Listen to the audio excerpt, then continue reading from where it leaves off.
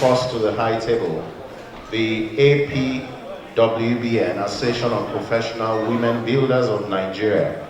The president, who is hosting everyone on this occasion, Builder Mrs. Lami Kawu Mohammed.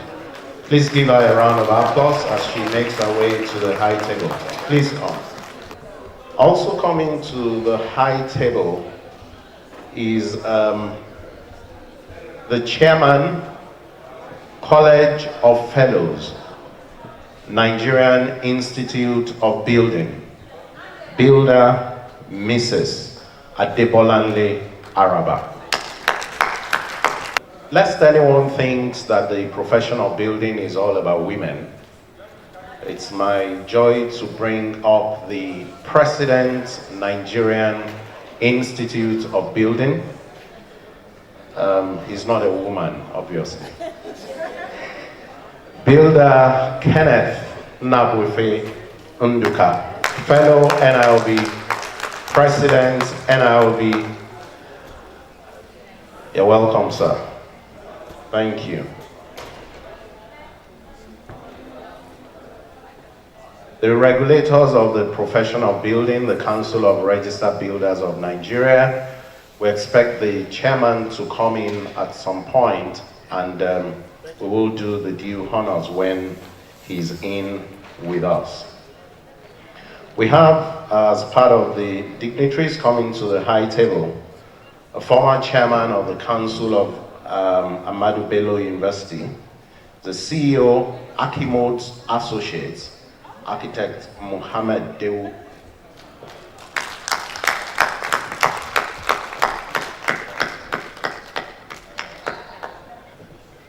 You're welcome, sir. Thank you.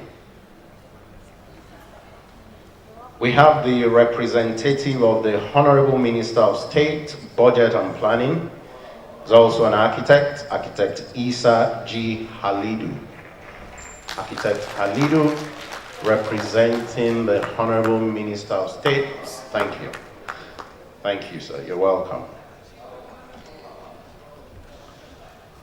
All right, so having done a few men, we'll do yet another woman. I think this is where I come in. Can I have a round of applause for myself for the women builder? All right, so it gives me the pleasure to invite a great woman by name Mrs. Yetunde Aino, who is here representing the Minister of Education, Malam Adamu Adamu. Please give her a round of applause. Thank you, Osha. That's Mrs. Yetunde Aino. You're welcome, ma'am. We have another dignitary to bring to the high table who is not here yet, but we shall go on and announce her arrival when she does come. So we move on to the next person the next person in person of, this English, okay. Professor Hawa Imam, who is representing our Honorable Chairman, Alhaji Yahaya Amfani, the CEO, Yaliam Press. A round of applause, please. Where is Professor Hawa Imam? Osha? Please bring her to her seat. Thank you very much. Thank you very much.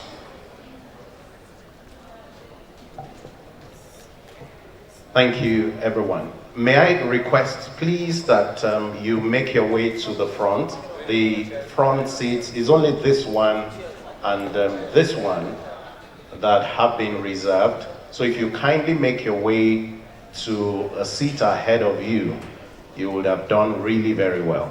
Would you do that in a minute, please? Thank you very much. Please come all the way from the back and let's fill the top seats here. And yeah, get the ball rolling. Thank you. While we do that, there are senior colleagues we have to recognize here, I beg your pardon. We do have our speakers here. At the appropriate time, we'll be calling them and introducing them. But we have past presidents of NIOB here with us. We have past chairman, Council of Registered Builders of Nigeria, past vice chairman, Council of Registered Builders of Nigeria. Permit me to introduce Professor Kunle Ade Wahab, Emeritus Professor of Building, past president, Nigerian Ministry of Building. I'd also like to introduce another past president, Nigerian Institute of Building, Builder Bala Bawa Kaoje. Also, he has served as a minister in the Federal Republic before now. The chairman or past chairman of the Council of Registered Builders of Nigeria, I'd like to also respectfully introduce Venerable Professor Apwbn.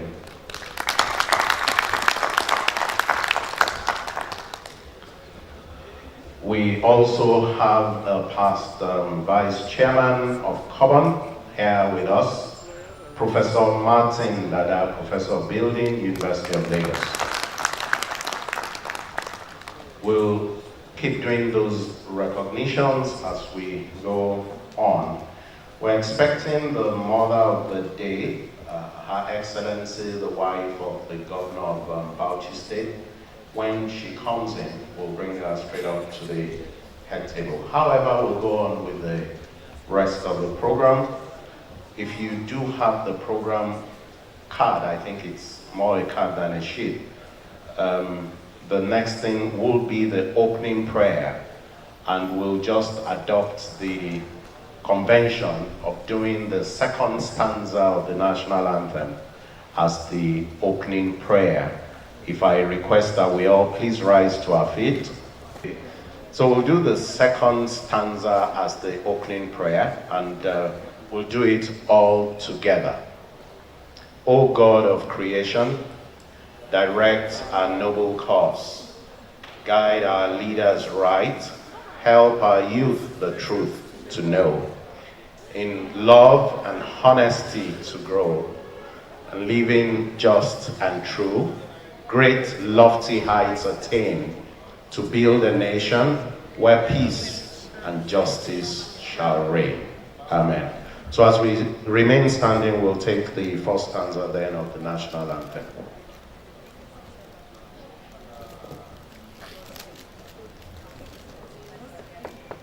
Arise, O compatriots, Nigeria's call obey, to serve our fatherland with love and strength and faith.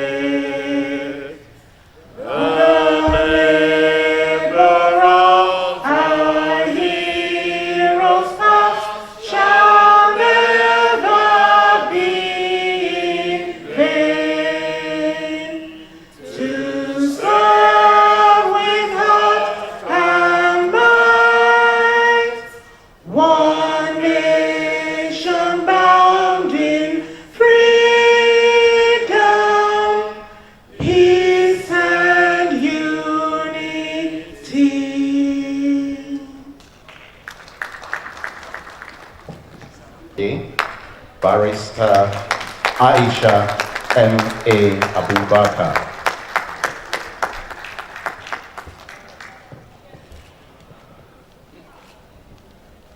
We may please sit.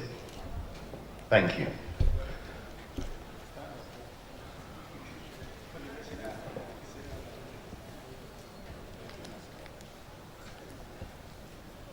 All right.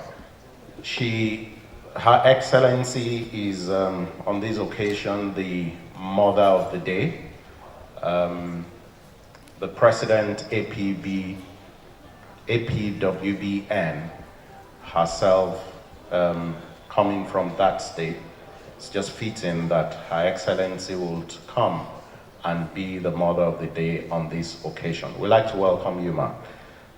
Thank you very much for honoring this occasion. We'll move ahead to then take the welcome address by the Apwbn President, Her Excellency Builder Mrs. Lami Kawu Mohammed. Let's give her a round of applause as she makes her way here to give her welcome address.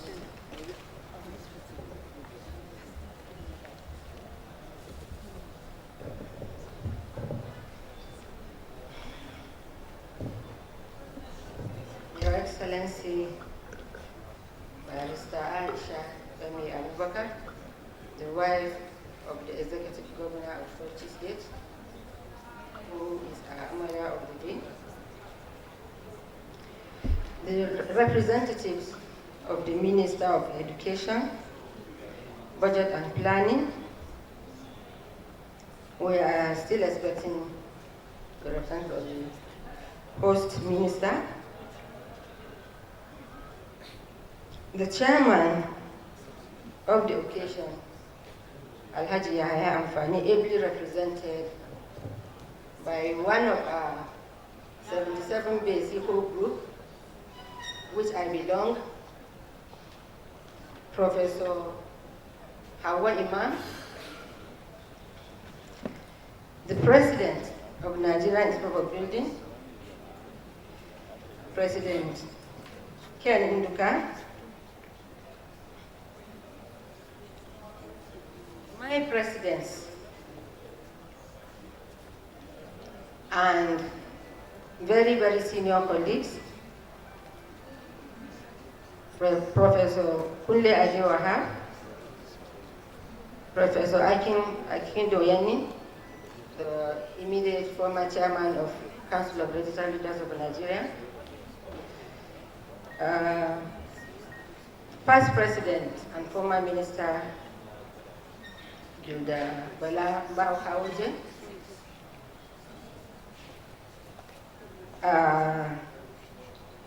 the special guest, and in fact he's representing all the other special guests not yet here, the chief executive and former council chairman of ABU Zaria, architect Mohammed Deu, my very, very dear speakers for today, the representatives of our sister professional bodies,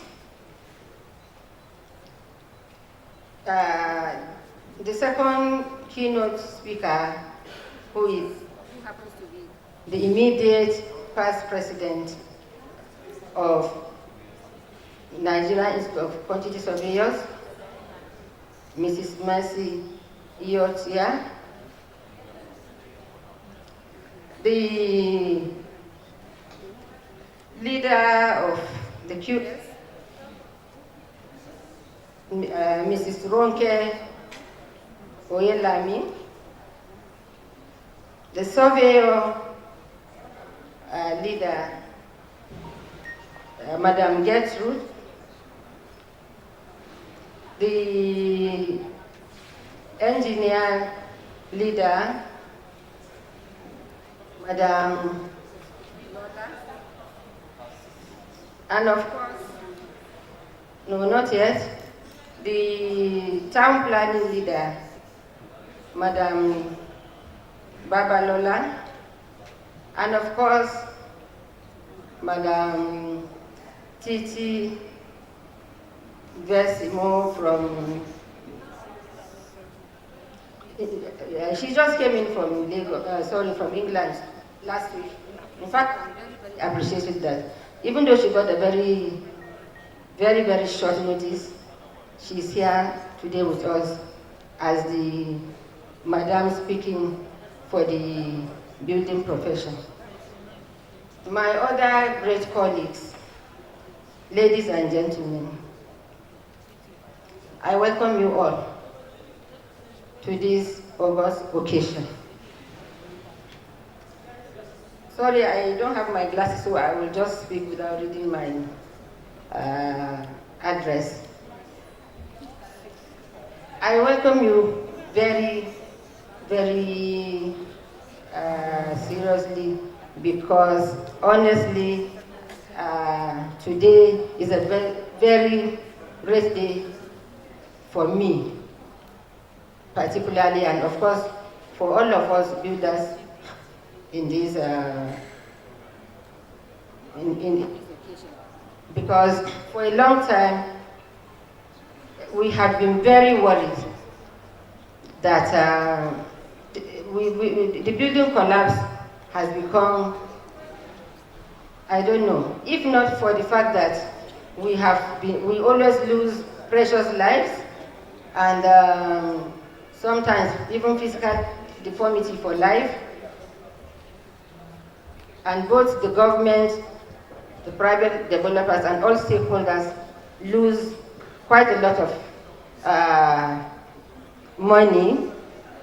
Maybe it will not be a topic of discussion anymore. But thank God, building collapse has brought us here today to communicate, coordinate, cooperate, and collaborate among all the sister professions. My very senior colleagues, I hope you will agree with me that we as women are naturally endowed. Because we are managers of the home, we feel a collaboration amongst all the professionals of the built environment will go a long way to solve once and for all this building collapse issue that is troubling the sleep of every professional. So, I won't say we want to, we are trying to set the pace, because we need your support, our men folk. But honestly, with your support, I'm sure I will not be the limit, because my prayer is from henceforth from today, collaboration has come to stay. Where the quantity surveyor can look at the architect or the builder or the town planner and say, I'm sorry, this fault is yours. Let's sit down and discuss and look for a way forward. Because whether we like it or not, according to Maslow's law, the church is the second most important in the hierarchy of man's need. Every single activity we undertake, we take it under a shelter. Be it a semi-conference or whatever as we are having this morning. We want to worship God either in the church or a mosque. We want roofs over our heads. All of these are shelters that we cannot do without.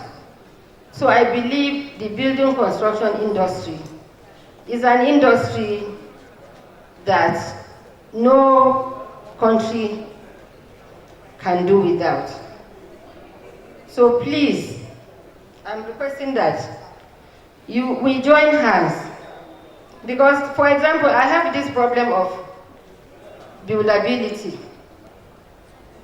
We are still trying very hard to maintain the old system of project delivery. Because most times the architect comes, is the first maybe to be in contact with the client, but he needs other professional colleagues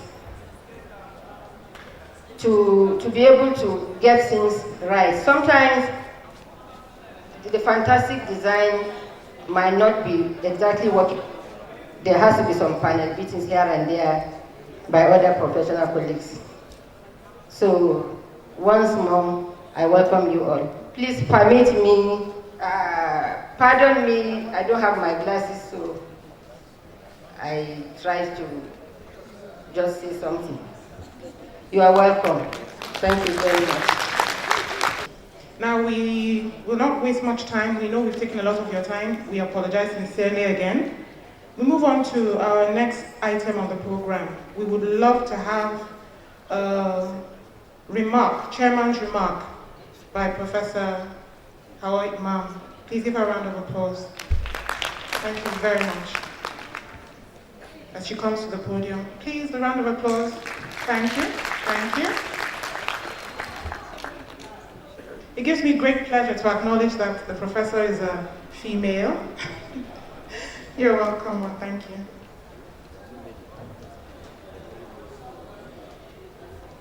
Your Excellency, wife of the Governor of Bauchi State, representatives of the Ministers of Education and Budget and Planning, Chief Builder in Nigeria, and the Chief Woman Builder. I stand on existing protocol, but I, however, acknowledge the presence of Basico 77 class of 81, an association of distinguished fellows, fine gentlemen and ladies who have reached the pinnacle of their profession. Incidentally, one of them here is our lady builder, Haji Alani Kawu Mohammed. And the person, the architect from National Planning is representing, Haji Zainab Shamsuna, is a distinguished member of that class as well. So is Yaliam Alhaji Yaya Amfani, who is the national president, and I'm the national vice president too, one. It gives us really great pleasure that an occasion like this is being put up, and it's something that has to do with trying to curb incessant building collapse. So now I'll just go straight to the text sent to me. I got my message by text, so I don't have a paper to deliver. So I'll just read the text out to you. It's very short. And it says, a message of goodwill to the Association of Professional Women Builders in Nigeria. I, Yaya Ali Amfani, President of Basico class of 81, graduating class of 81, on behalf of the Executive Committee and our entire members, send our goodwill message to the President of the Association of Professional Women Builders in Nigeria, Her Excellency Haji Alani Kawu and her members. Indeed, there cannot be a better time than this to hold this important seminar. The topic of discussion at the seminar titled, Build Environment Professionally in Curbing Incessant Collapse of Building in Nigeria, is not only apt, but a task that must be done. The topic is succinct because all of us are stakeholders on the issue of habitation for whatever purposes. Building collapse is not just a matter of material loss, but concerns life and death as well as the way we live. Let me say here that as professional builders, you cannot build a legacy structure by cutting corners. It is therefore our hope that the outcome of this seminar will produce output that will halt the incidents of building collapse in Nigeria. And we are really impressed by the fact that it is your association which is championing this cause. Let me remind you and your members that a day's seminar is just the beginning, and you will require consistent campaigns and sensitizations to tackle the challenge of collapse building in Nigeria. We wish you the very best in your deliberation, and we are really honored and privileged to send in your goodwill message. my regards and best wishes. And on behalf of Yaya and Fanny, I'm presenting a gift to you. I would like the Chief Lady Builder to come forward, please. And her ESCO members who are around. Where's the Vice President? I've been seeing you all over the place. Vice President Builders. This is a present. He's giving you this present as Chairman Yalian Press. And it's in the sum of 500,000 naira. We, the Basicans, would have also given you a present, but we'll need you to write to us formally. You didn't. So we'll still be expecting it so that we can give you our own donation. So thank you very much.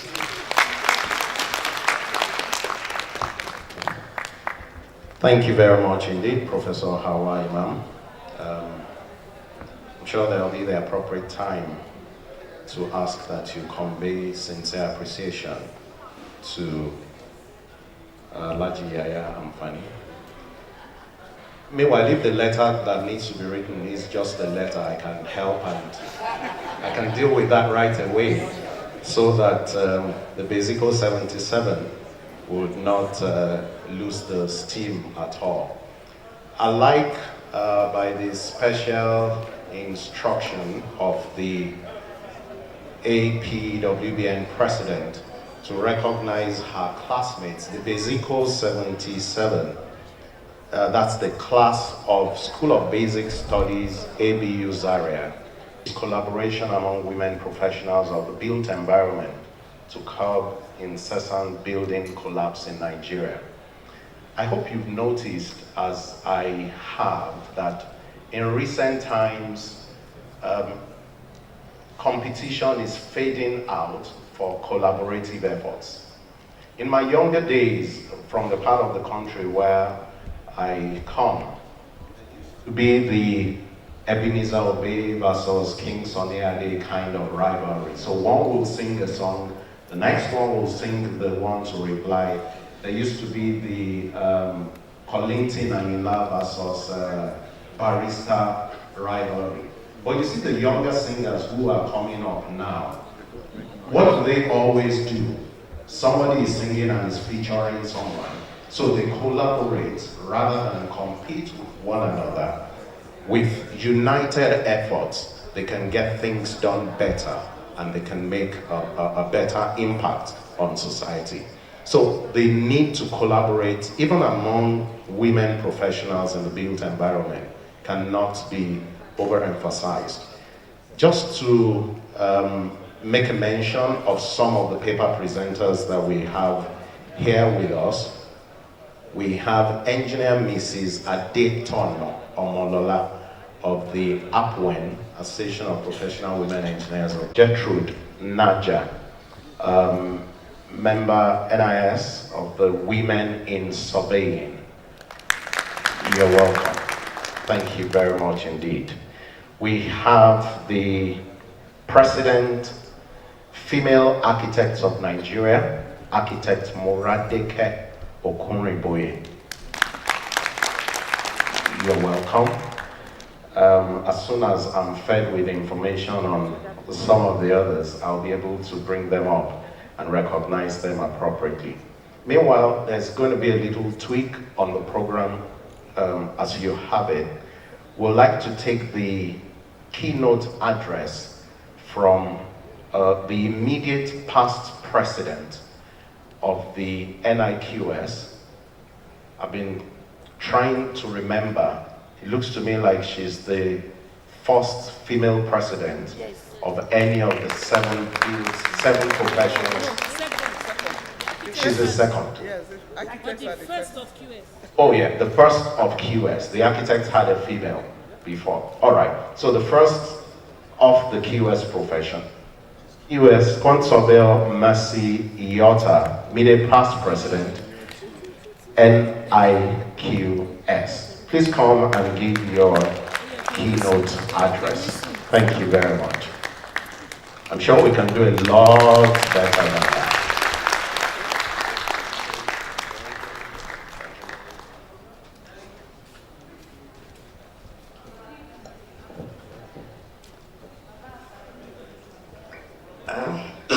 a very special guest of honor, the president of the Women Builders, all members of the high table and the low table.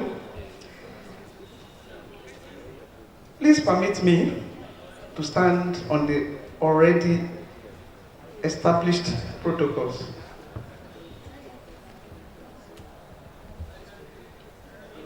During my 2 years as president of Nigerian Institute of Quantity Surveyors, I had several engagements with the media. And during those engagements, there was one question that kept coming up. And it was always related to building collapse.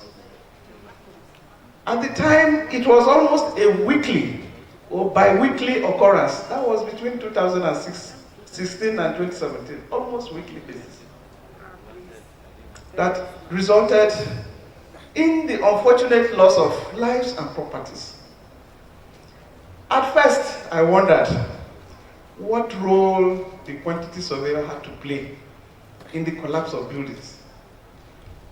However, as time went on, and with the numerous media engagements, I came to the realization that building collapse had everything to do with my profession as well. Indeed, most decisions and actions relating to incidences of building collapse were carried out in a bid to avoid cost, or what we call cutting corners.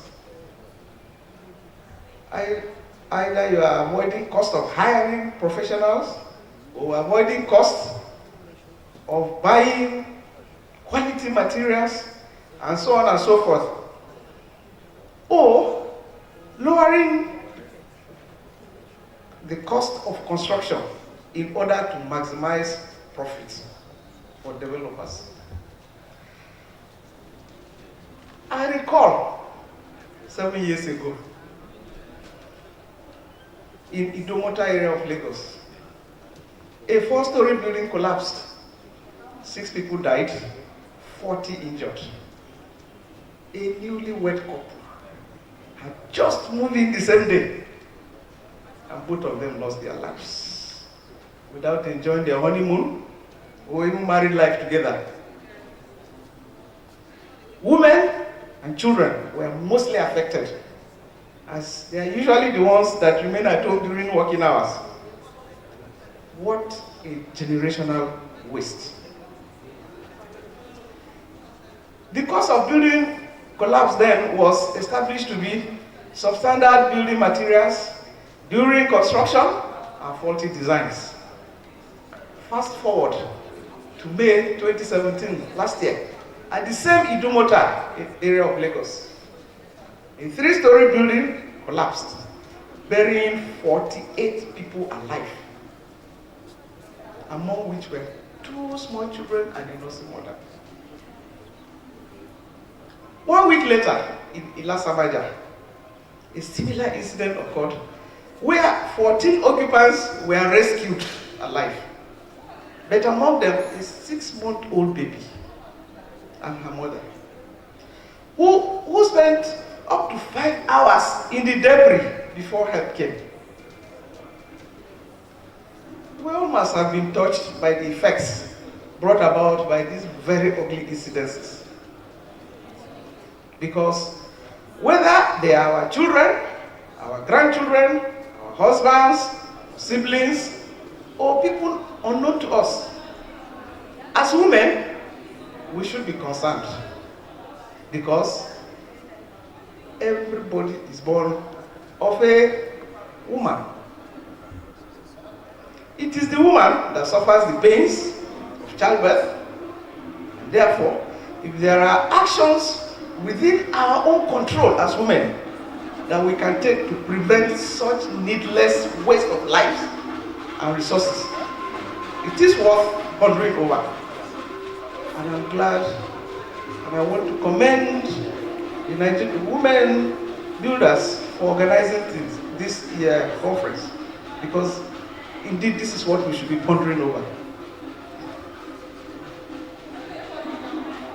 As human beings, we all have our basic needs to ensure our survival, and shelter is one of them, because they provide shelter for both men and women.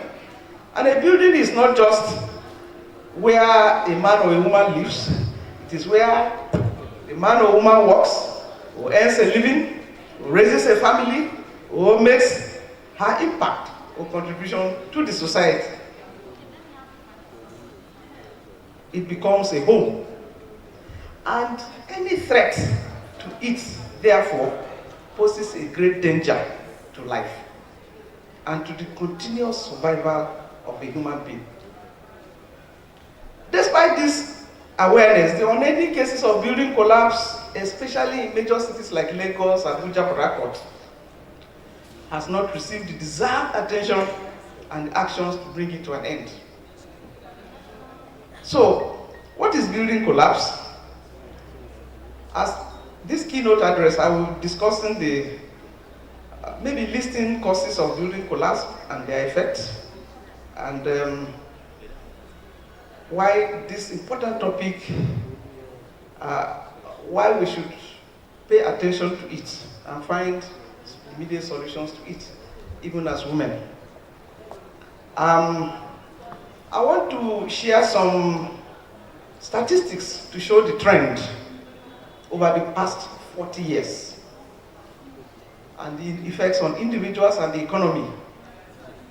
And hopefully, I'll compel us all to think about the collaborative role that we as professional women in the built environment can play in curbing these inhuman menace in our society.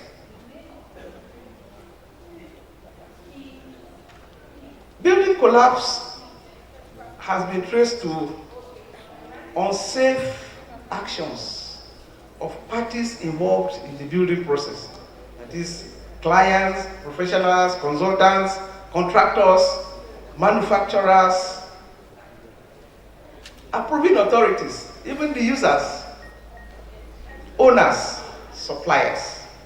And each time a building collapses, accusing fingers point at the major industry stakeholders that ought to have played both statutory role and supervisory roles before the building was put up, during the construction phase, and after erection.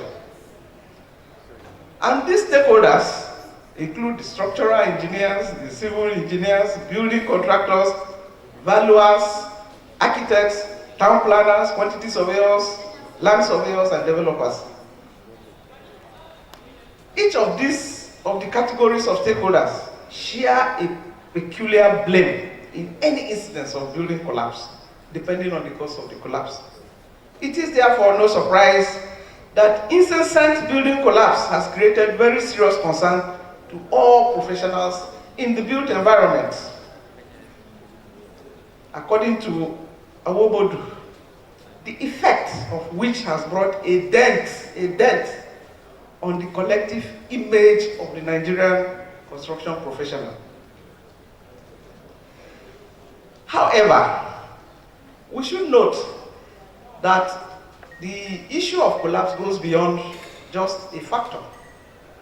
It is multidimensional, it is multifaceted, and it is multifarious. And during this conference, hopefully we shall listen to the women, presidents, and leaders of our professional bodies talk to us on the roles that their professions can play, and possibly tie them to how we can collaborate on this matter. Now, some facts and figures. The rate at which buildings collapsed in Nigeria has progressed over the years and has reached a worrisome level. The most comprehensive compilation came from one Ebi Kalu and Dawon and Ewa, who reported that by 2016, there were 151 incidences of building collapse. Residential buildings. residential. Both the finished ones, the occupied ones, and the ones under construction. And that represented like 60%. 60% of Poland buildings were residential, followed by commercial, and the list of sports facilities. Now, these incidences are sad because in most cases, innocent occupants lose their lives due to no fault of theirs. Somebody who is a trader has no idea about whether the construction is good or not. They can guess. They have put their trust in developers, in professionals, and in government agencies to deliver buildings that can meet their objectives of providing shelter over a long period. Lo and behold, what happens? The thing comes crashing. And in most cases, they lose their lives. What a betrayal of trust. On a state basis,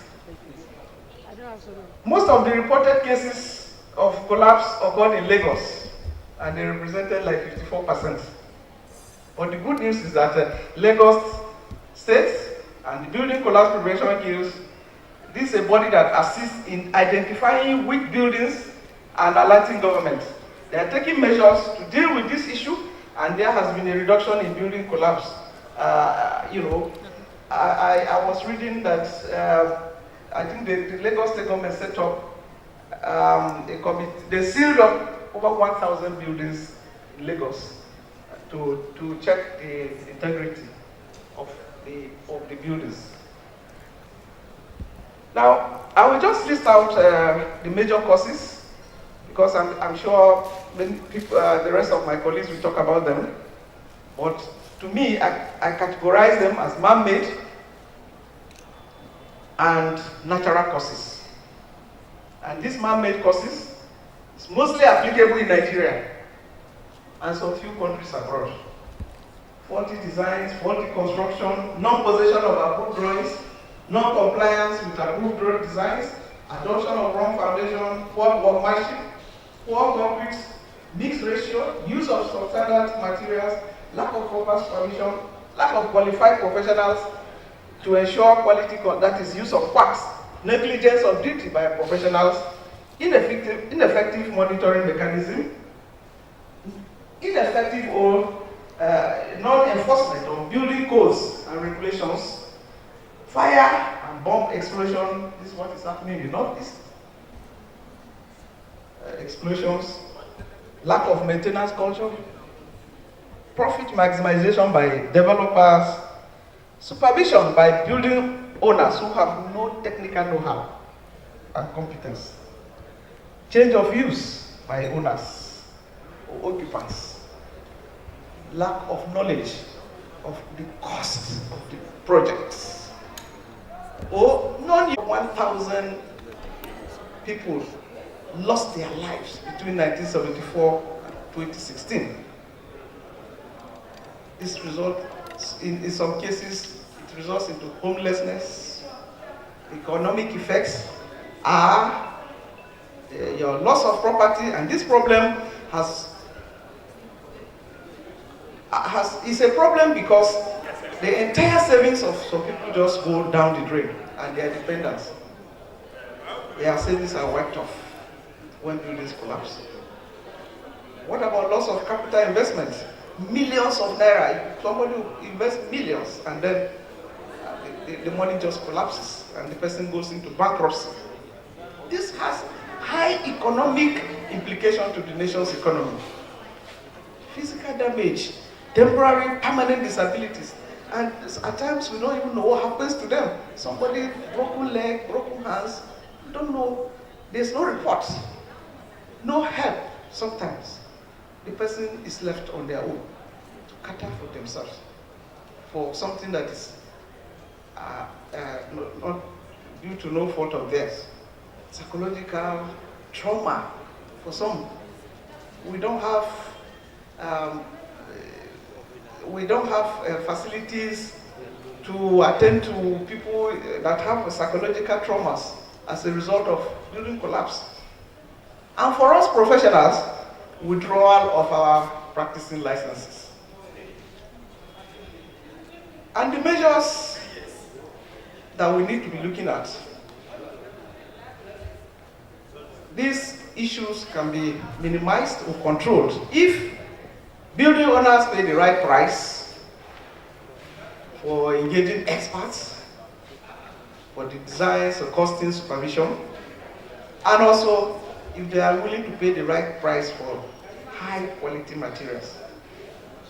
Professionals in the built environment, we must maintain our integrity and our professional ethics and our conduct and standards, and shun all forms of compromises and corruption that will be detrimental to projects and to our own careers as well. The Standard Organization of Nigeria should ensure that all materials conform to minimum standard requirements. Proper planning, supervision, and monitoring of construction activities by government agencies that are in charge of such duties. The speedy passage of the building code by the National Assembly to facilitate its enforcement. Luckily for us, the reviewed building code was launched sometime last month by the Honorable Minister for Power Works and Housing, but I believe that the National Assembly still has to pass it. And our regulatory bodies must sanction their erring members in a public fashion as a deterrent to others. I also believe that government should set up task forces involving all professionals in the built environment to investigate incidences of collapsed building whenever they occur.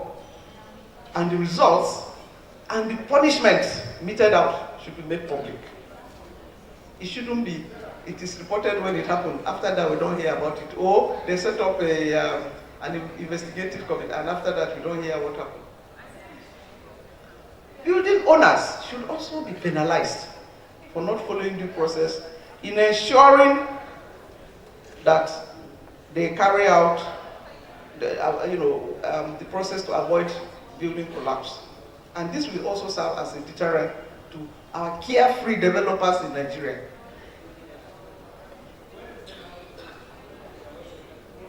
Very important for government to develop stiff penalties for all defaulters, all of building collapse, and make these penalties also public.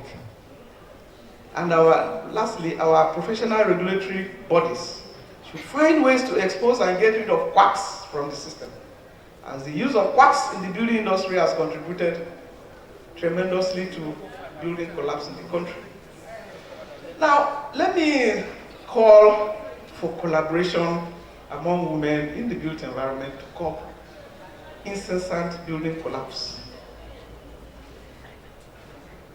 We know that women in the built environment sector have, by their professions, already chosen unconventional paths to make their stance known by entering male-dominated spaces. At the same time, and because of that, women can do more to change the narrative of issues that affect the society when it comes to issues of building collapse and other issues of interest to us in the construction industry. If we come together under one umbrella, we can, it's not the PDP umbrella, we can constitute a formidable pressure group for lobbying, either at the federal or state legislators, to enact or to amend existing laws that will provide foolproof and durable regulations for building constructions. And this will ensure that the prosecution of offenders is both commensurate and inescapable. With this understanding, it implies that whether it is at the point of surveying, architectural design, engineering design, cost management, quality control, property management, the woman professional in the built environment can be that checkmating link that could preserve several souls and properties from disaster. Furthermore, we can take a cue from women in movements in various industries and parts of the world where women collaboration is focused on formal organizations that gain access to state policy arenas. As a single woman, you may not be able to gain access, but if we go as a group, we can gain access to the policy arena and engage towards furthering very important causes that affect society. At this juncture, the call for closer networking, synergy amongst professional women in the built environment is not only desirable, but exigent. Great ideas can be exchanged and our voices will definitely be heard. Professional women builders in Nigeria will go a long way in bringing synergy to the women in the built environment professions. An idea that we've toyed with for a while now, and for which it has pleased Almighty God to bring to pass today.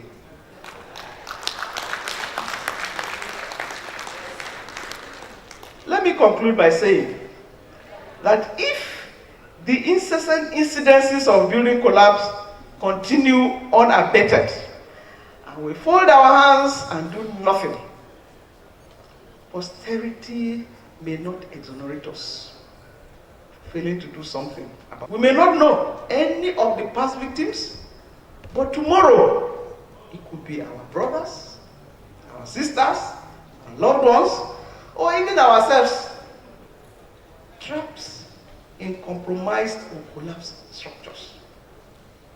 We simply cannot afford to get to that point where posterity will judge us or hold us accountable.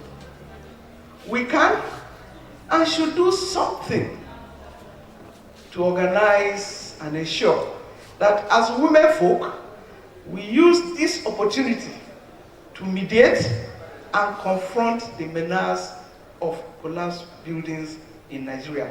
Thank you very much for your attention. And God bless you. Thank you very, very much. Quantities of Mercy Otier. Another round of applause for her, please. Thank you for that very, very rich. Standing on the already existing protocol, we, the students from the Federal Polytechnic Nasarawa, has a drama to present entitled Building Collapse. I see what you remain blessed. Thank you. Wasting my time now. Who is keeping her? Oh my God. I'm fine. As today. Well, you kept me waiting. What happened? I'm so sorry. I had to tidy up something at home before coming. So, shall we be on our way now? Have you done your assignment? BLD 111. Yes, building science and properties of materials, right? So I'm done with it. What about you? I've done mine. My dear, I thought our institution was as easy as secondary school. I never knew there are more to it. So let's be on our way. Have you heard? Heard what? Another issue of last reading in Lagos. That one. You almost killed me. It's no longer in news. Ladies, gossiping. What is no longer in news? Another issue of collapsed building in Nigeria, Africa, and the world at large. That issue. That one has become rampant everywhere. Here and there you heard about collapse of building in the country. For instance, I don't know what we know about it, but I have a friend who is a member of the institute called NIOB. What did you just call it? NIOB.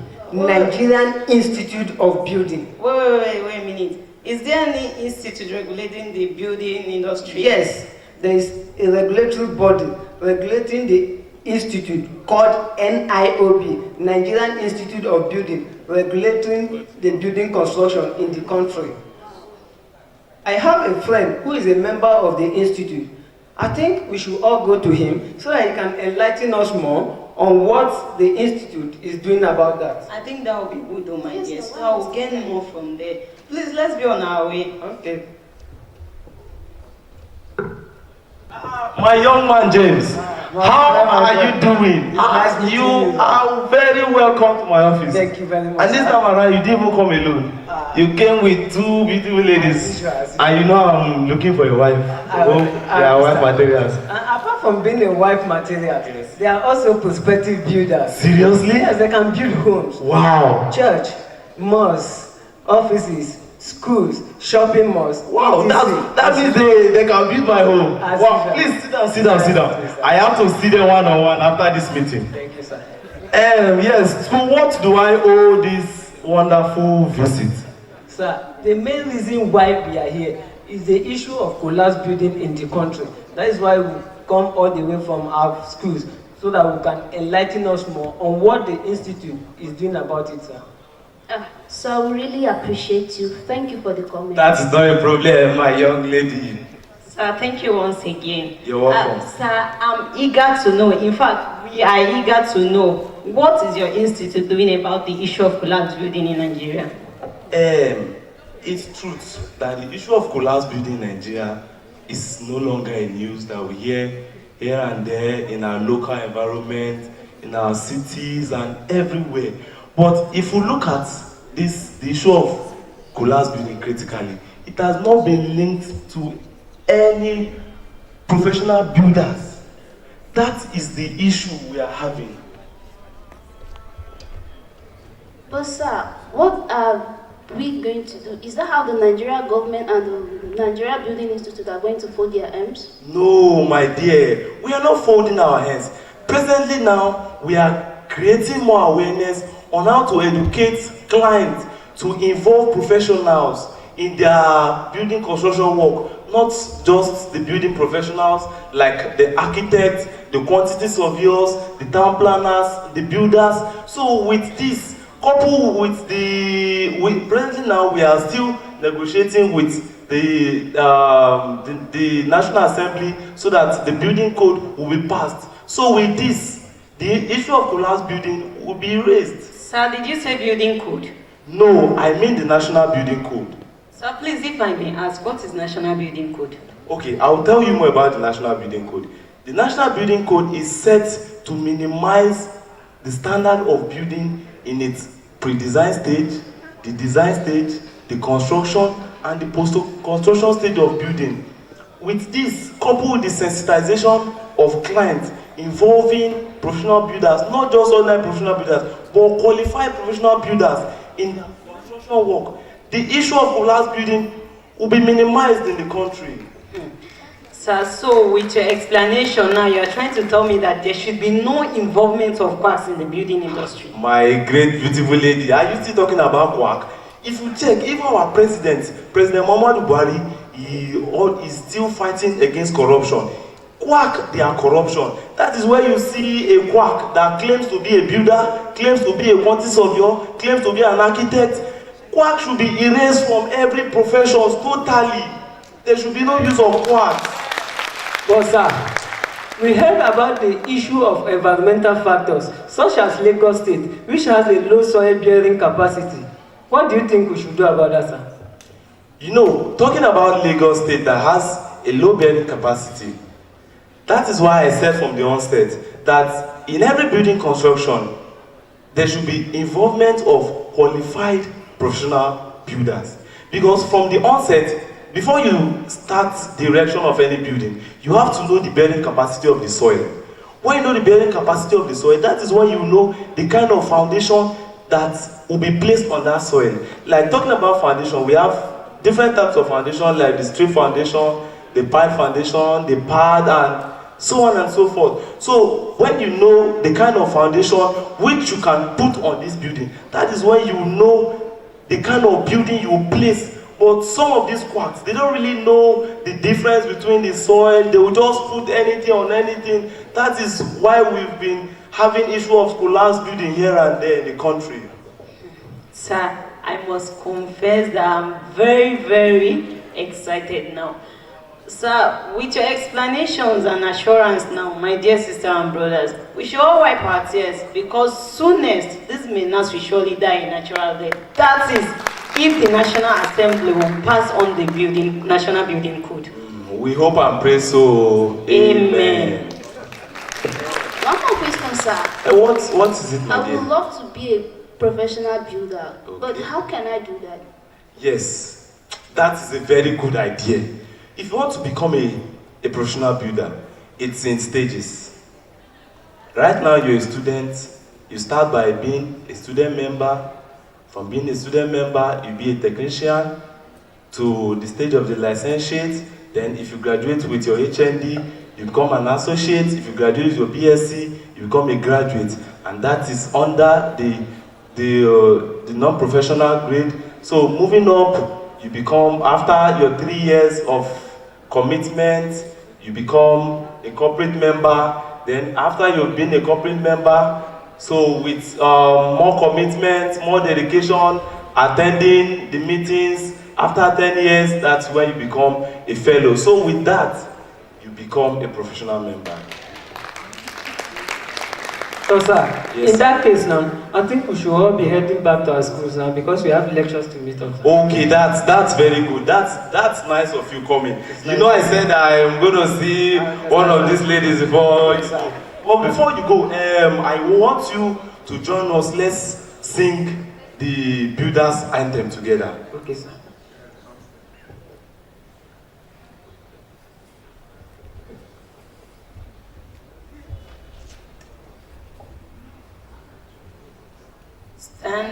Stand up, oh great builders. Arise to do your job. Stand up and build a nation. With commitment for a well-built environment. With dedication to service, we must arise and build. Help us, oh God, the chief builders, to promote our cause. Nourishment from our mother of the day, in person of Her Excellency, Barrister Aisha M.A. Abubakar. You are welcome, Her Excellency.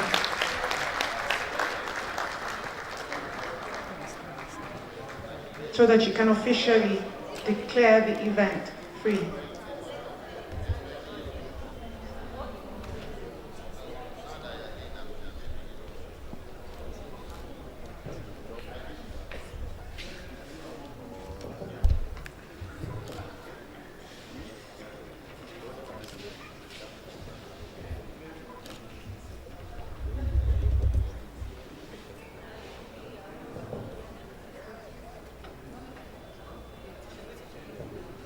A'udzubillahi Samil Alim, Minash Shaitanir Rajim, Bismillahir Rahmanir Rahim. The Honorable Minister for Women Affairs represented the representative of the Honorable Minister for Education, the representative for the Minister of Power, Still Works and Housing, the President, Association of Women Builders in Nigeria, Her Excellency, Honorable Commissioner for Housing, Architect Omar Ibrahim Mohammed, who is the son of the soil, from Bauchi. You're welcome. I can also cite my mother, Hajia Salima Wakama,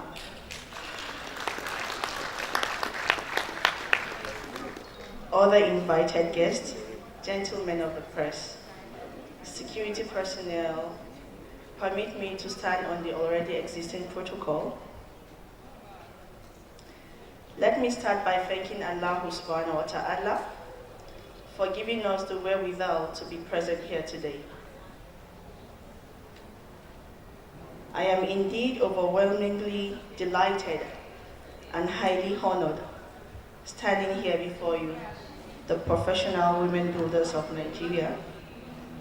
I always feel elated meeting with such caliber of women, with great ideas, knowledge, wisdom in different fields of study, ranging from architectures, surveyors, building engineers, to mention but a few.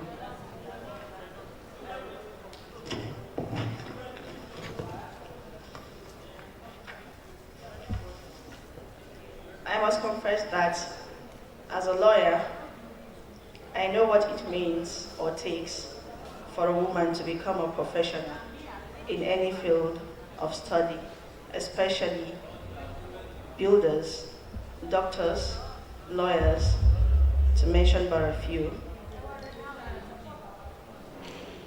In order to see the future of our country, Nigeria, the frequency with collapse of structures in our country is becoming worrisome.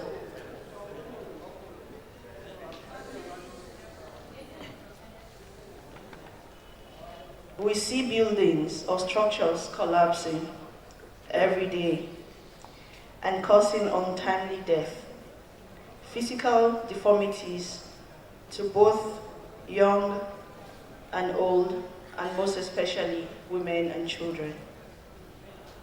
I think it is high time women start lobbying for big positions in the government. This is very important. The government, as well as private developers, losing huge amounts of money invested in such unqualitative and unprofessional buildings. I hope that this seminar will check the excesses to which self-acclaimed professionals are disguising in the name of the professional builders, thereby simply making design from the Google and pretend to be of national standard.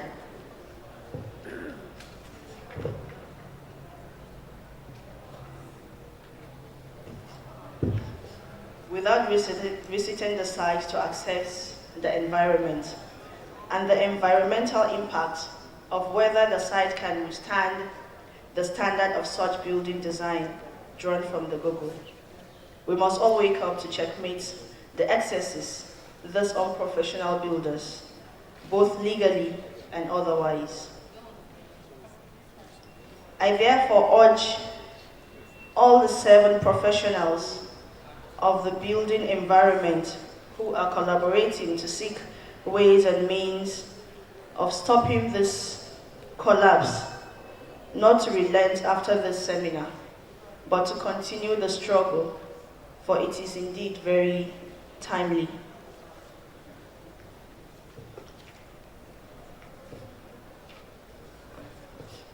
As a mother, I was able to come up with an NGO called the Brilliant Girl Child Initiative, which is aimed at supporting orphans and the vulnerable ones in our society. In order for these people to acquire modern education, to become self-reliant, and I am happy to inform you that so far, the commissioner is here. I'm not trying to be a politician. He can attest to that fact, that we have sponsored more than 100 girls, disadvantaged girls, within Bauchi State to acquire the basic education and also providing them with all the necessities in order for these girls to go to school. And we have also sustained their mothers with a small amount in order to sustain their business, so that we won't hear stories of these girls staying behind. Okay, I didn't go to school because I have a torn cloth or uniform. I have a cut sandals. I have not taken it to the Megara or something like that. So, but because we have been able to empower their mothers have the means to help these girls go back to school. And that is why I said we need more women. And how is that possible if you cannot support that girl child? If you support this girl child from the beginning, of course she'll grow up to become somebody in the society. And even better, they said, what a man can do. I won't complete my statement. We have equally secured the release of 100 inmates, prison inmates, who have committed minor crimes by paying their fines and compensation. And we did not only secure their release, we also trained them. They have acquired skills in various skills acquisitions, because you may release a prisoner, and if you do not rehabilitate that prisoner, they may go back to their old habits. To avoid that, you have to rehabilitate them, and we were able to rehabilitate over 50 inmates, and I am proud to tell you that these ex-convicts have become better people in our society today. They have a means of livelihood. They can also sustain their families. I also want to urge you all to embark in such humanitarian services. This will help in building a great Nigeria. All this couldn't have been possible without the support of His Excellency, my beloved husband, the Executive Governor of Bauchi State, Mohammed Abdullahi Apwbn, towards social justice, equity, and good governance for the people of Bauchi State. Great women builders. Great women builders. Great. Let us all stand up and become one. Women need to support women. Please let us not use that pull me down syndrome. I know it is very common with women. So this is the time that we have to stand up and help each other. We have to lobby to get some vital or important government offices, because they say he who wears the shoes nowhere. So ladies and gentlemen, long live professional women builders, long live Bauchi State and the Federal Republic of Nigeria.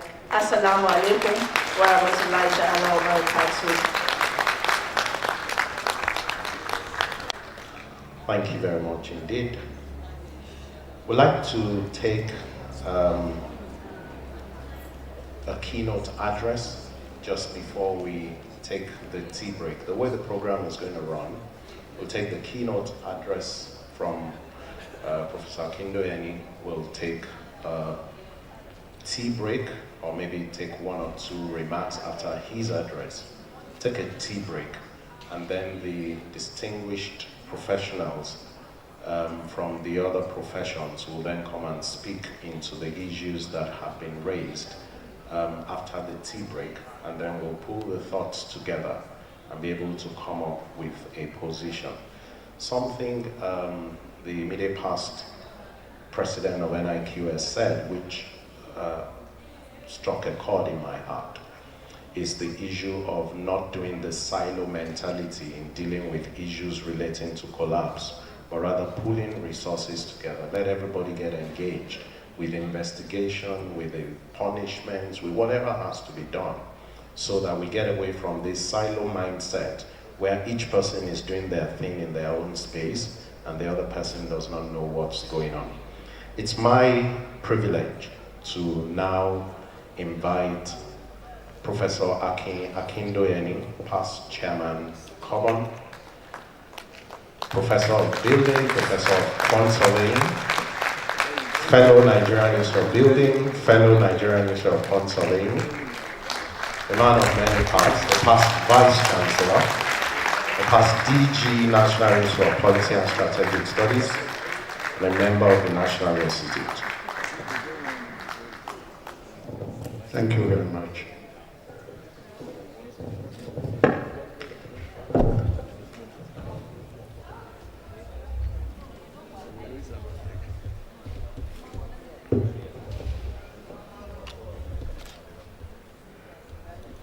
chairperson for this occasion, please give me the privilege of adopting already very eminently established protocol. Indeed, this is a special and historical occasion, especially for the built environment industry. I therefore count myself privileged that of all the persons available to address this powerful assembly, the Assembly of the Association of Professional Women Builders of Nigeria, the organizers have thought it okay to ask me to come and give this keynote address. I'm only a humble teacher. And where women are concerned, one would expect that very powerful people will be called upon to come and talk. When the position of women is considered within the context of the 21st century world socio-economic structure, there is no doubt about the fact that the Association of Professional Women Builders of Nigeria is a very powerful one. You can see the caliber of people who've been pulled together here today to address this assembly.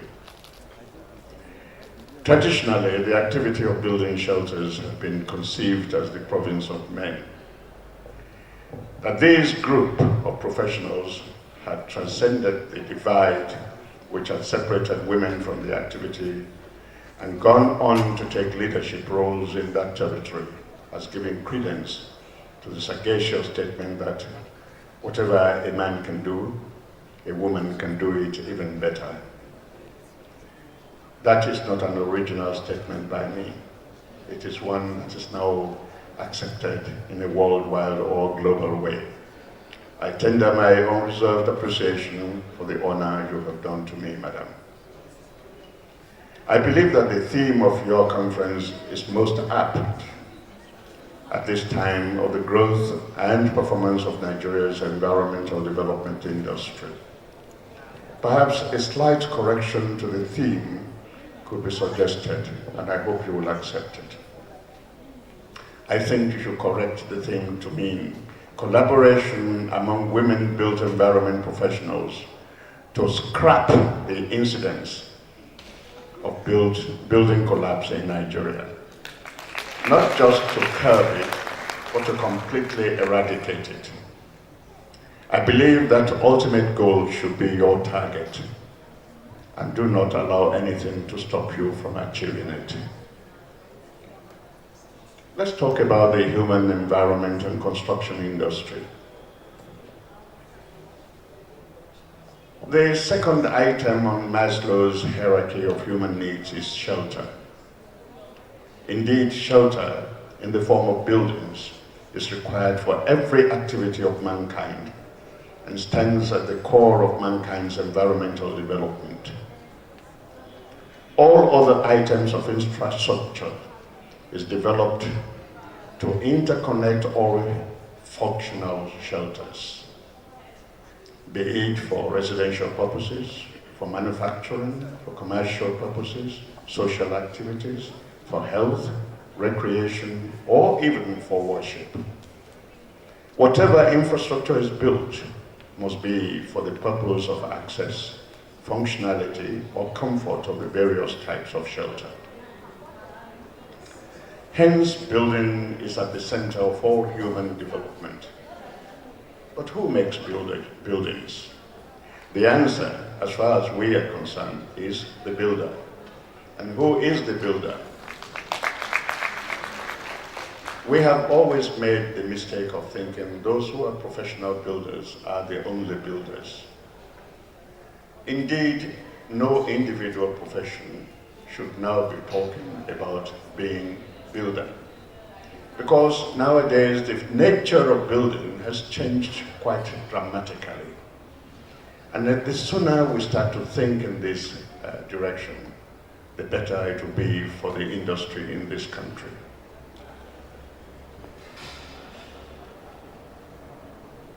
This is a simplistic view of the concept of making buildings. Buildings emerge as the physical result of efforts contributed by a number of different professions and skills.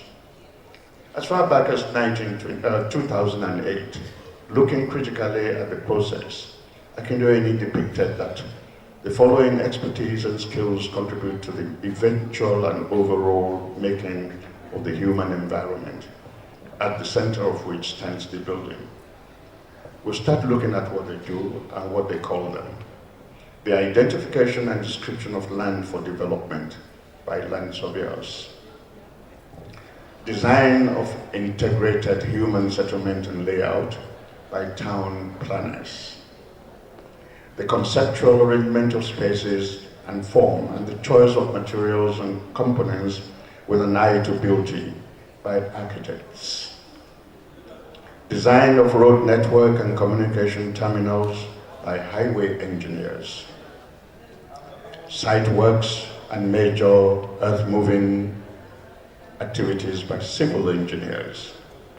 The stability assurance of device for structures, structural engineers. The provision of artificial light and energy, service engineers. The provision of hydraulic services, meaning water, drainage, gas, etc., service engineers. The computation of materials and labor input, quantity surveyors. The computation of relevant costs and cost management for the purpose of infrastructures, quantity surveyors. The methodology of assembly of materials and labor, builders. The management of the assembly process, builders. The management of quality of materials and workmanship, builders. The health and safety of the assembly process and utility, builders. The demolition or the maintenance of the finished product in use, builders. The demolition of obsolete products, in other words, the deconstruction of these products, builders. Valuation, management, sale and or retail of developed products, estate surveyors. The management of the process from the design to the demolition above by project managers. It should be observed that there are 7 key professionals listed in this array. They are the ones directly involved in the actual process of environmental development. A project manager for environmental development could come from any of the list of 7, from architecture to estate surveying. However, the truth of the matter is that state-of-the-art building development could involve any imaginable array of expertise ever conceived. As far back as 1967, I was involved in a building development project in which there were 72 different professional consultants, over and above the 7 which are the central ones for building development. Ladies and gentlemen, I think it is time for us to start thinking of a paradigm shift in the area of construction or environmental development. These others are many more, and they involve teamwork. Any profession claiming isolated input into an innovative building development today is living in a virtual stone age. That is a fact.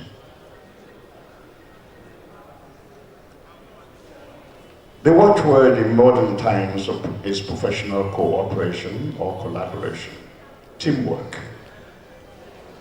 Is it not logical then that very few enlightened economies had stopped talking of a building industry?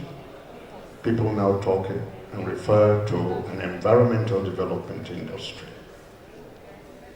Many more beyond the 7 central ones are now active participants in the process. They include legal practitioners. No apologies to the wife of His Excellency, the Governor of Bauchi State. But if you want to be, you can be involved in the development of buildings as well. And I'll tell you that you can by being a corporate lawyer. They include legal practitioners, financial advisors, accountants, botanists, nutritionists, civil sanitation experts, and you can go on and on and on. Amongst the professional group, as well as craftsmen, tradesmen, specialist limited skilled workers. Nobody talks about unskilled workers anymore in the construction industry. You have people who are specialists at carrying and fetching on building sites. They're called limited skilled workers in the construction industry because they have known how to carry blocks faster than any other people or to shovel gravel more than anybody else. It is not unusual nowadays to find a noticeable number of women in each strand. Right now, this present government, federal government, has a program called Empower program. And there is a very special part of it called Empower Build. And this is to develop skilled workers in the construction industry. I have the privilege of being a monitor on one of them. And you go and see where they're being trained. You have women who already had BSc in psychology or BSc in sociology who are now training to become painters and decorators or masons or any of those other skills. And I was impressed. There will not be limited skilled laborers. There will be really skilled craftsmen. And the more of this you find, the better. Strangely enough, and it was strange to me at that time, quite a substantial number of them are women. Believe it or not, it is about time. What causes failed structures, or what you call collapse of buildings? And what part do the professionals play in this? It has been established by the paper given by Mrs. Mercy Iotier. In fact, that is no longer a keynote address, madam. That's a lead paper.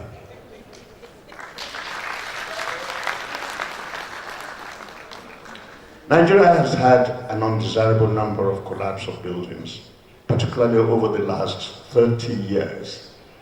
And the most recent one that was more devastating was the collapse of the synagogue temple or whatever. It claimed over 100 lives.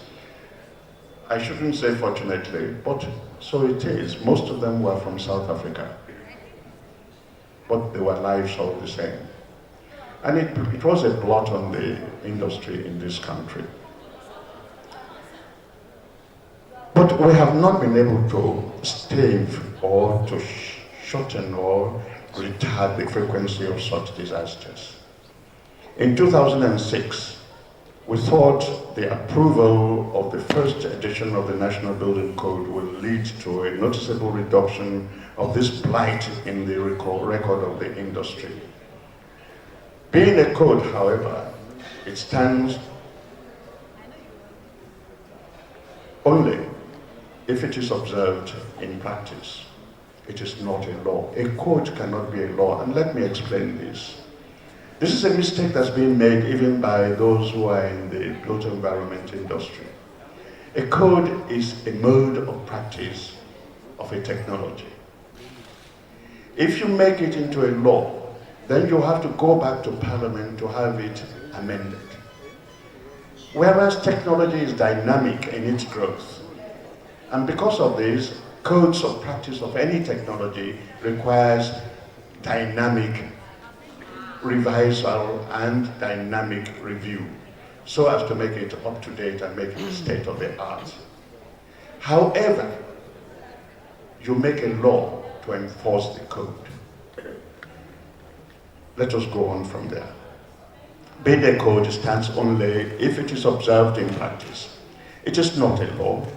It has legal access to litigation only if it is cited in the basic contract of agreement between the client and the consultants, or between the client and the construction contractor, or between the client and any other person with whom the client has legal relationship.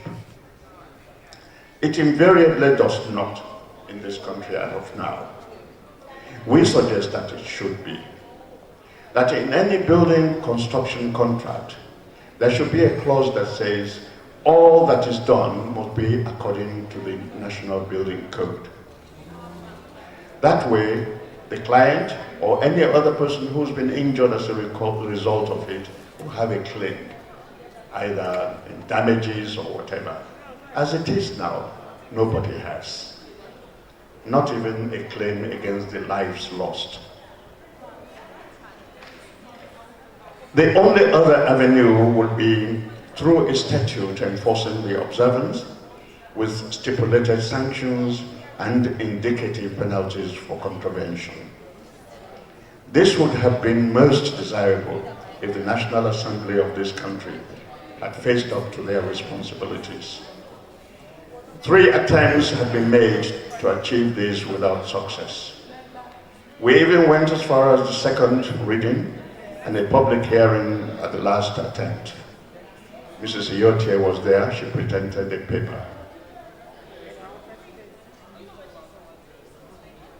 But, unfortunately, it died when slaughtered on the slab of corruption. So far, all these efforts have been by men. If collapse of buildings has to be stopped in this country, perhaps it should be handled by women professionals.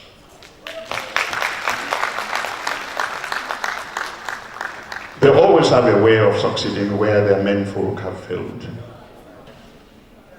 It's a special way they have. Let's talk about women and professionalism. It is common knowledge that the only activity strictly assigned to any particular gender by Almighty God is childbearing. They are super specialists in that, and thank God, no other entity can do it better.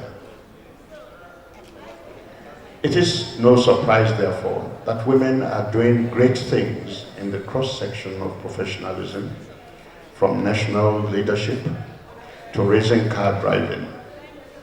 We need not belabor the fact that in many professional arenas, women are performing better than some men. What efforts do we expect?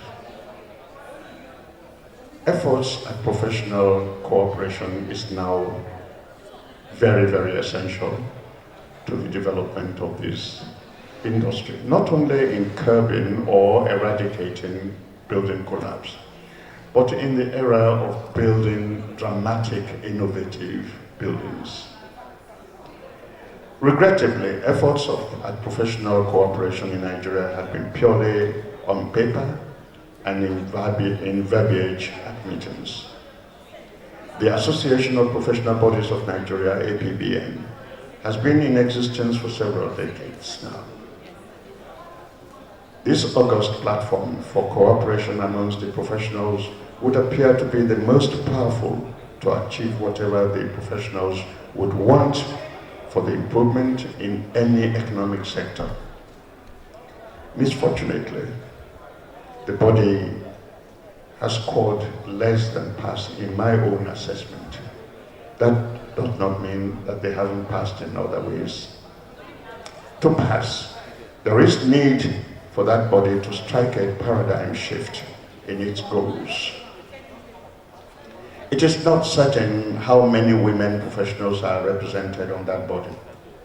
Some of us thought that a direct attack like through the Apwbn was too obvious. So, in 2010, I think it was, we thought a sneak attack for cooperation was indicated. We proposed a Green Building Council of Nigeria, GBCN, for sustainable environmental development and the avoidance of building collapse. We thought that the obvious success structure would include decision makers from the 7 professional regulatory bodies, and that interprofessional rivalry would be thrown out. Unfortunately, that's what took over. Interprofessional rivalry has been an obstacle in its development. Again, perhaps the failure has been due to the fact that there were not many women on the board of directors of that council. The men have not been doing too well in achieving dramatic changes in the development of the industry. Have they? I don't believe so. Perhaps it is time for them to step aside for a change of leadership pattern to our women folk.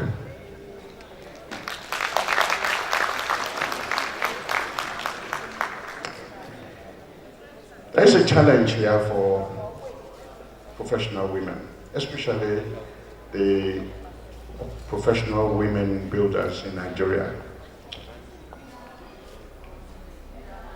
Let's look at what is happening all over the globe. The only public offices in Nigeria not yet occupied by a woman are within the presidency. Perhaps it's time for that to also change.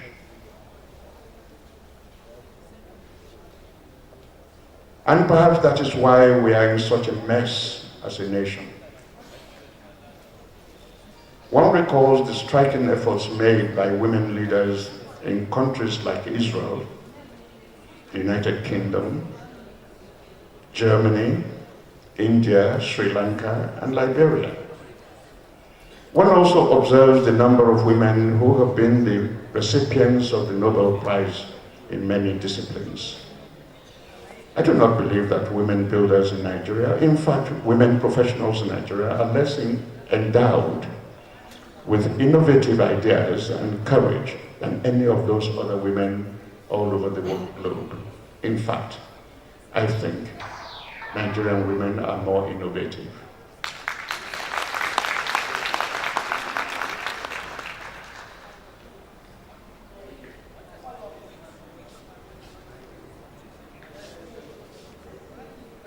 I also would like us to think about what we're doing today. These women are meeting to find solutions to the undesirable incidents of collapse of buildings in Nigeria through the avenue of collaboration of professional women in the built environment industry. Are we not ashamed that the most noticeably innovative buildings in our country are as the result of cooperative efforts by foreigners? You look around Abuja in particular. Look at this building here. It's a dramatic building in some way. From a world point of view, it's an ordinary building. But was it designed by a Nigerian? But it was designed by a team, not by an individual profession. The architect who was involved in the design of this building would not say, I designed this building. There was a team that designed this building. And that is what's happening all over the world. I had previously intended to show a video of a dramatic building in Singapore. 3 towers with a kind of boat right across the top of the 3 towers and a swimming pool at the very top. We thought that was a dramatic building. But now, right now, as we are speaking, in Dubai, a building is going up that will be opened and commissioned in 2020, where every floor revolves differently from the following, for the attending floor. So that by the time you look at the building, it looks like a helix. If that is not a dramatic building, tell me what is. Can an architect or an engineer or a builder or whatever you are say, I designed this or I built this? It takes more than just architecture or building or engineering or whatever. It takes electronics, it takes, you name it. That is the way the world is going. Sustainability in environmental development. Madam Architect, Madam Builder, Madam Engineer, Madam Surveyor, get off your high horses. Link hands with the others, and you will see drama in our environment.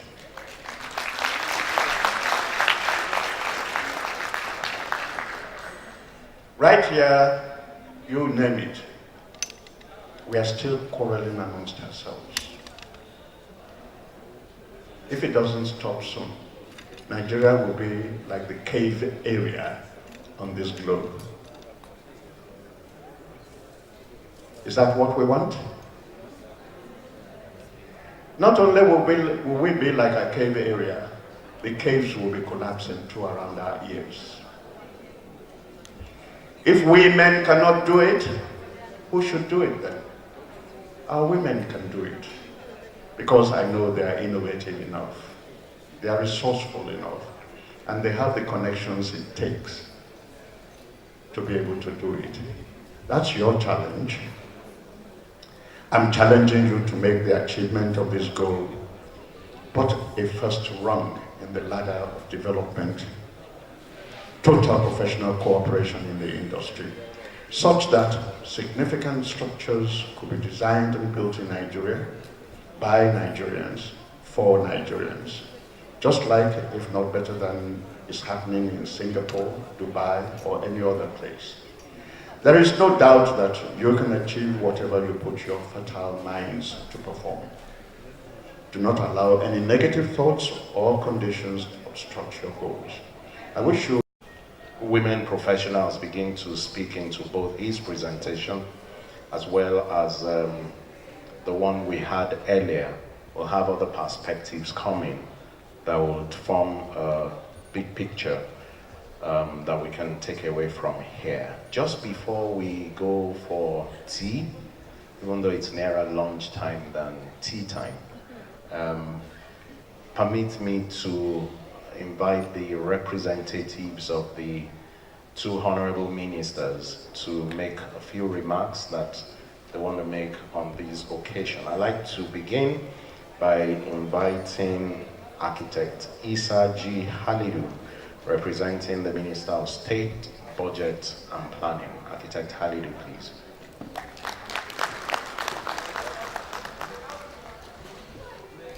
I'm sure it will just be a few remarks. Emphasis on few. Thank you very much, sir. My name, as he has said, is Architect Isa Halidu, representing the Honorable Minister of State, Budget and National Planning.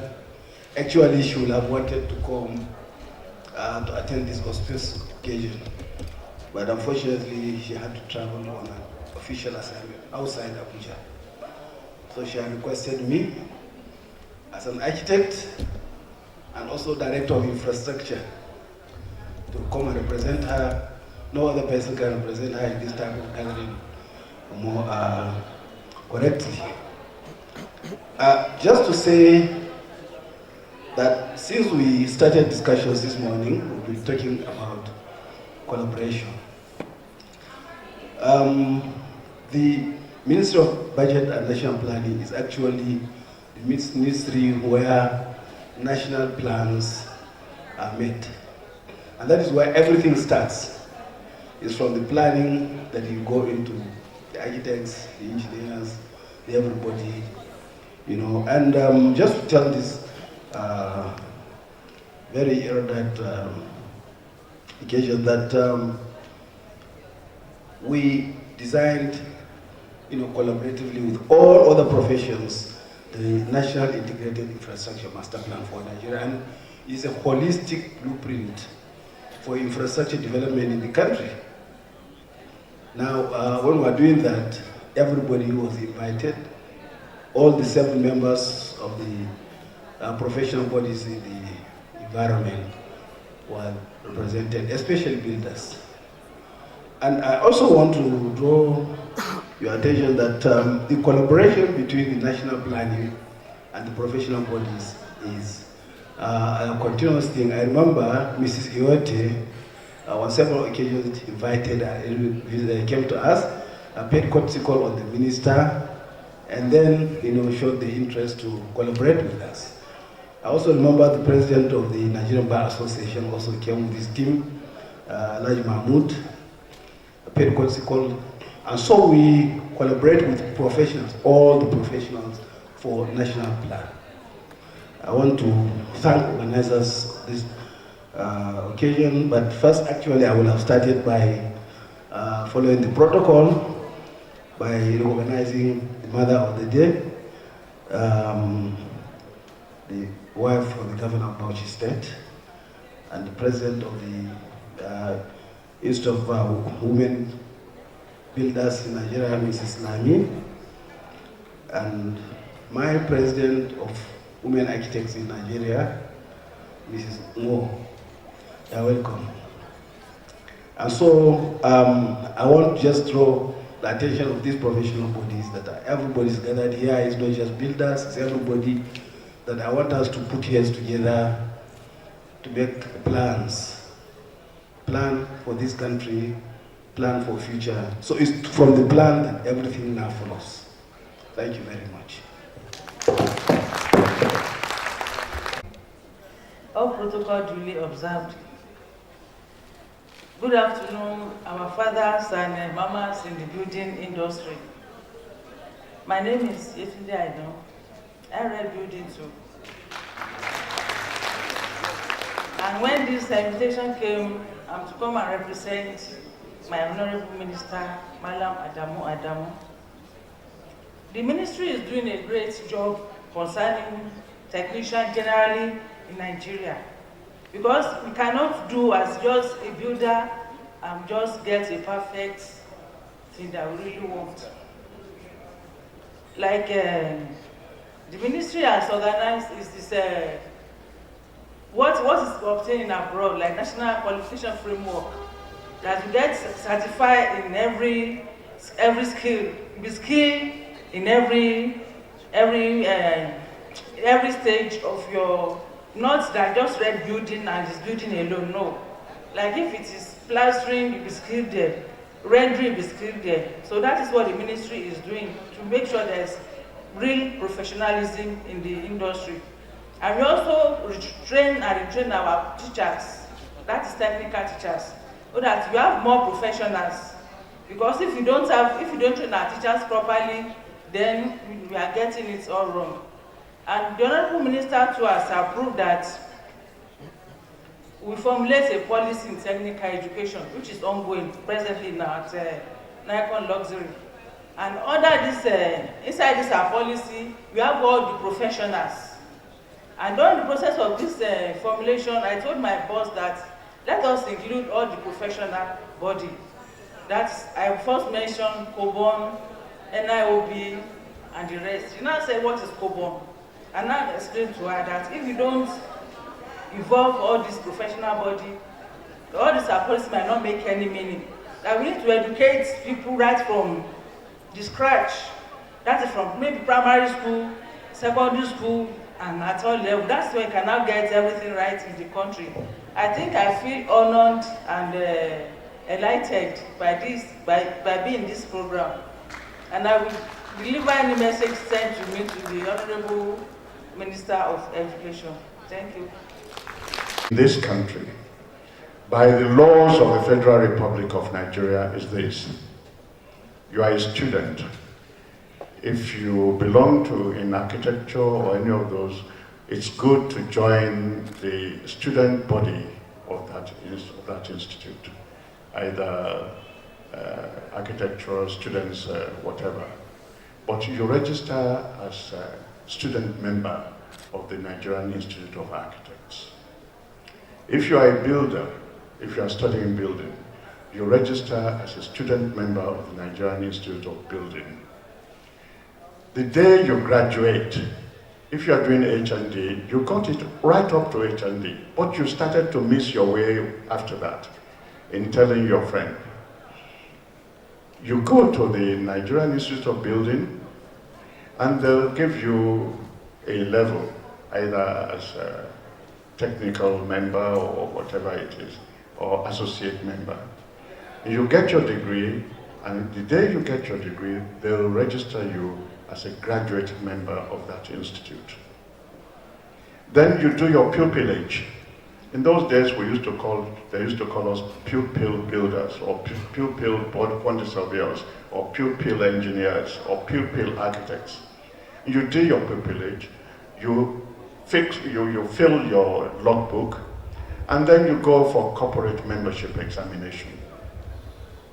It's called test of professional whatever.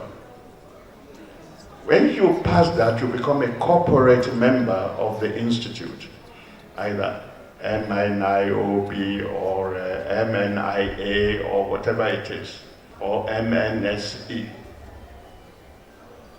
But you are still not a professional. You must now go on and get trained properly and face up to the regulatory body in this country, either ARCON or COBON or QSRBN or whatever.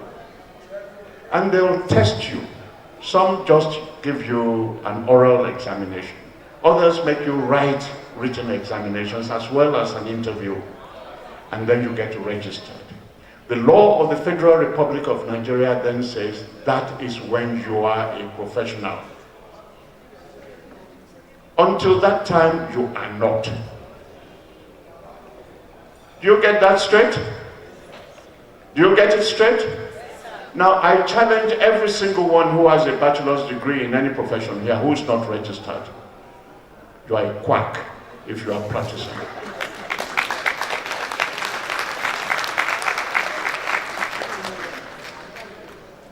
And you better believe that.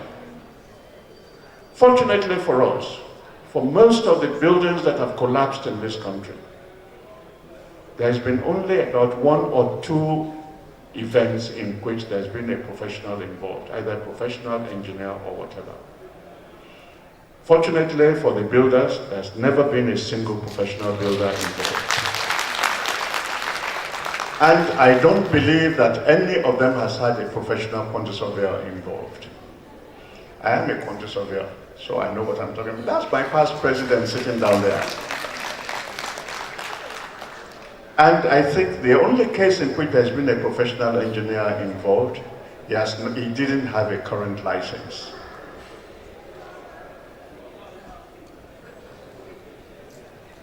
So you see, when you don't employ a professional, you're asking for your building to fail. And the extreme case of failure is collapse. But there are so many buildings that are not collapsed, that are death traps in this country, especially here in this Abuja. Try and climb a flight of steps in Abuja here without looking where you are going. You are likely to break your teeth. But they have not been built by professionals. This is where we also need our women to cooperate in the monitoring of buildings under construction, especially the quantity surveyors. You go on to go and value a building under construction, and you have 5 or 18 risers, and each one has a different dimension, and you say it's okay, and you value it, and you give them the money. You shouldn't. You should ask them to break it down and do it again. I did it in Australia, and nobody queried me.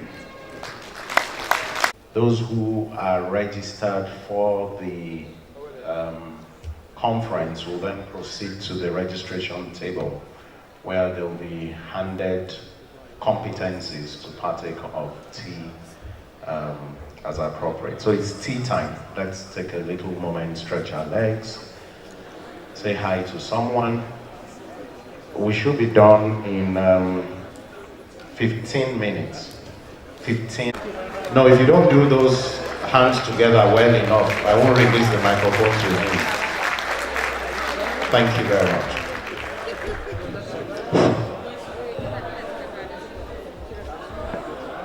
Great builders, great women builders. Am I communicating? Yes. Good afternoon. Good afternoon, ladies and gentlemen. Permit me to respect all protocols that have been situated.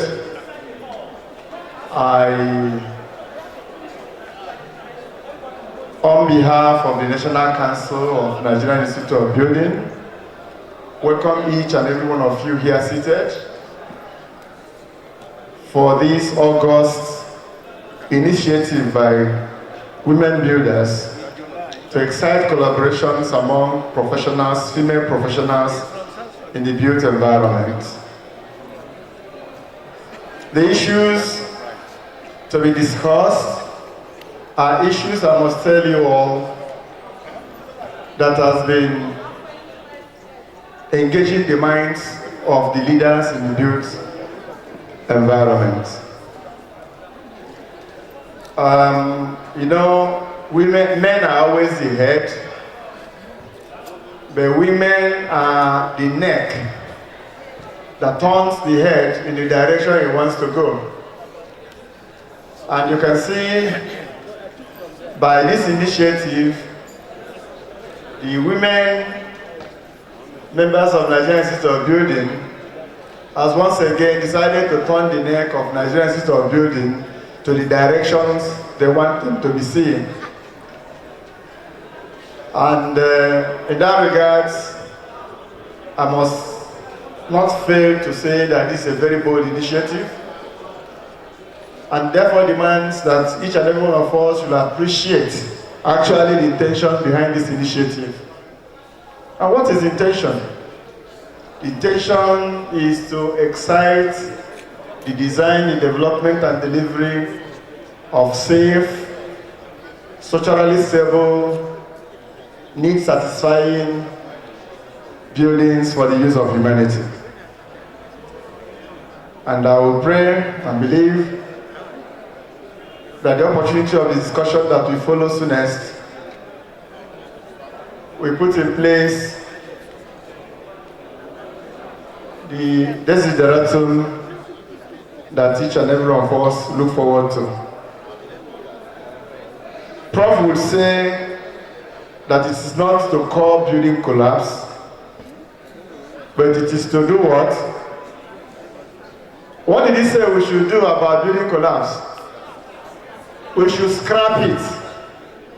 So I believe that after listening to the discussions we will have this afternoon, we will situate our minds rightly on the best strategies that we have to adopt to surely scrap building collapse in the built environment. I welcome all of you and wish us all a successful deliberation. Thank you, and I hope that this will be the precursor to what is happening here tomorrow, because the AGM, 48th AGM of Nigerian Institute of Building is holding tomorrow, and it is the resolve of builders that they will use it to celebrate their 50 years of existence. And what the women has done today is a very essential nugget towards pursuing and consolidating the agenda for the way forward from 50 years. Once again, welcome to this organization, to this occasion, and thank you for honoring their invitation. Thank you very much.